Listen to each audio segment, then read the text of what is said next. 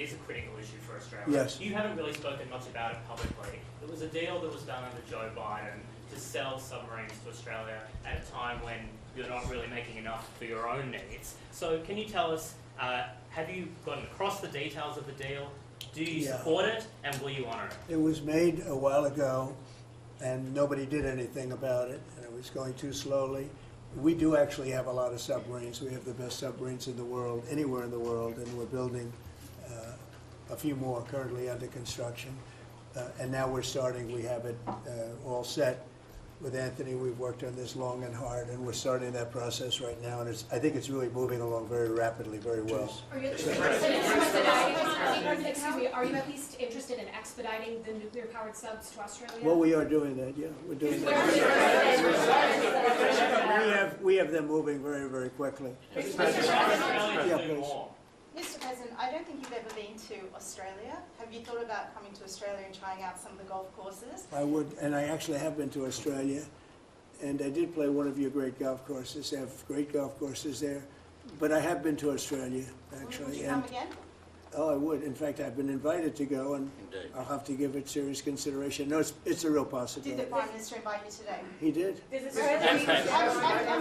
perhaps we could time it, must be said, with the President's Cup that Australia hosts as well. When is the President's Cup? We'll organise a time suitable for you, Mr. President. Please, in the back, please. Yeah, in the back, please. Yeah, Mr. President, the Prime Minister mentioned that there's a trade imbalance that's very heavily in America's favour. Why does America slap such heavy tariffs on a friend and ally? Well, we like don't, Australia? yeah. Well, we do in some cases. We do in many cases because we've been treated unfairly. But actually, the tariffs are very light. The one thing is you buy a lot of airplanes, so that helps because you buy a lot of the beautiful Boeings, the best of the Boeings. Boeing, and by the way, Boeing is really doing well. They have lots of orders, and they're really doing a great job. They make a great plane. But Australia, because of its location, which is great, but one of the things dictated by that location is you have to order a lot of airplanes. So I guess we have that advantage. They need a lot of airplanes in Australia, and that gives us a little bit of an... Mr. President.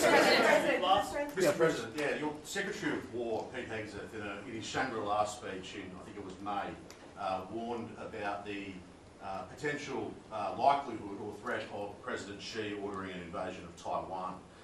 2027 is also the year that Fleet Base West is supposed to start rotating those US and UK submarines. Do you see AUKUS as a deterrent for China in the Indo-Pacific? Yeah, I do. I think it is, but I don't think we're going to need it. I think we'll be just fine with China. China doesn't want to do that. First of all, the United States is the strongest military power in the world by far. It's not even close. Not even close. We have the best equipment. We have the best of everything, and nobody's going to mess with that. And I don't see that at all with President Xi. I think we're going to get along very well as it pertains to Taiwan and others. Now, that doesn't mean it's not the apple of his eye, because probably it is. But I don't see anything happening. We have a very good trade relationship. We're going to have a very good, I think when we leave South Korea, it could be wrong, but I think we'll end up with a very strong trade deal. Both of us will be happy. I don't see that happening. Go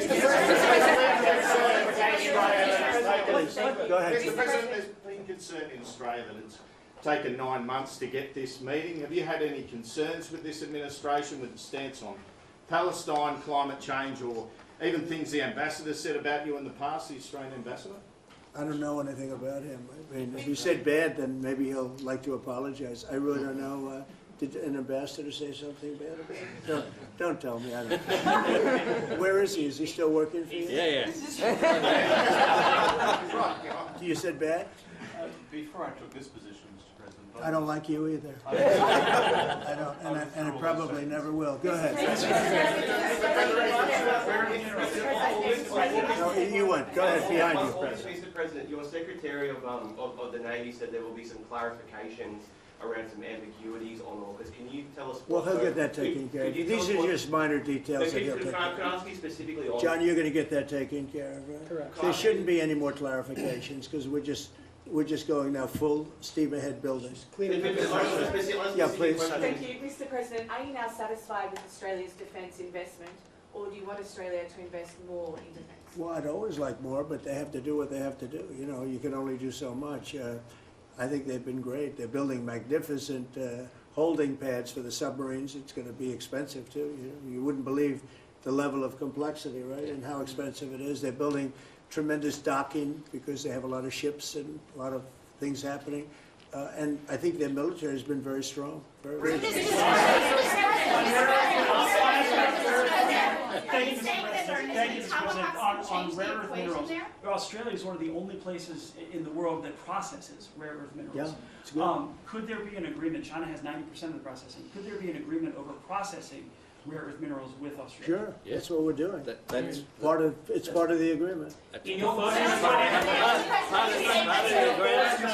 Can you say with certainty Go ahead, please. that Thank you, all... sir. Thank you, sir. Just, sorry. Yeah. On a follow-up on Taiwan, there are reports that you will come up, or China is pressuring you to not support independence for Taiwan in exchange for a trade deal. Well, I'm not going to talk about that. What I'll talk about, you and I will have that discussion in a couple of weeks when I'm in South Korea with President Xi. We're going to be talking about a lot of things. I assume that's going to be one of the things, but I'm not going to talk about that now. Were any innocent civilians killed not in you. the Caribbean? Not you.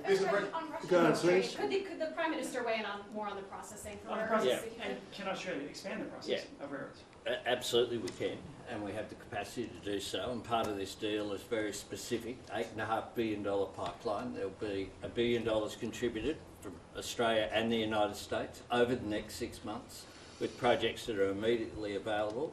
There's 3 groups of projects, ones that are joint activities between Australia and the United States, such as AUKUS. Secondly is projects that will be US investment that the US will undertake in Australia, including processing, and then ones that Australia will undertake, some as well.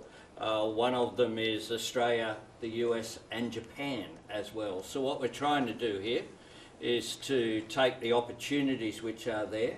Australia has had a view for some time, a bit similar to putting America first. Right. Our plan's called A Future Made in Australia, which is about not just digging things up and exporting them, but how do we make sure that we have across the supply chains with our friends being able to benefit, seize those opportunities. So we certainly see part of what this is about isn't just digging things up, it's also about processing, including the joint ventures between Australia and the United States.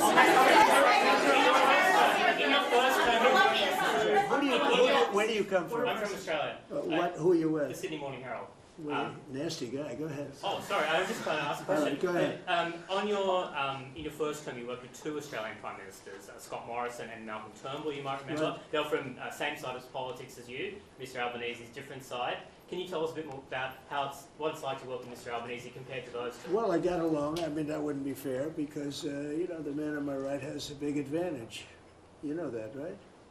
But I think he's doing a really good job, and we've had a very good relationship. I don't want to compare one with the other, but I'll tell you, this one is, they really have a great Prime Minister.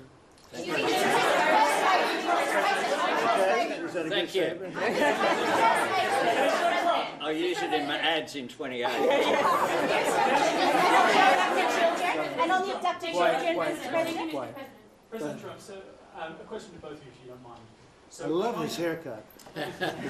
He's I'm going to try that. No, I love it. Go ahead. So, as you all know, China controls 90% of the global supply of critical minerals.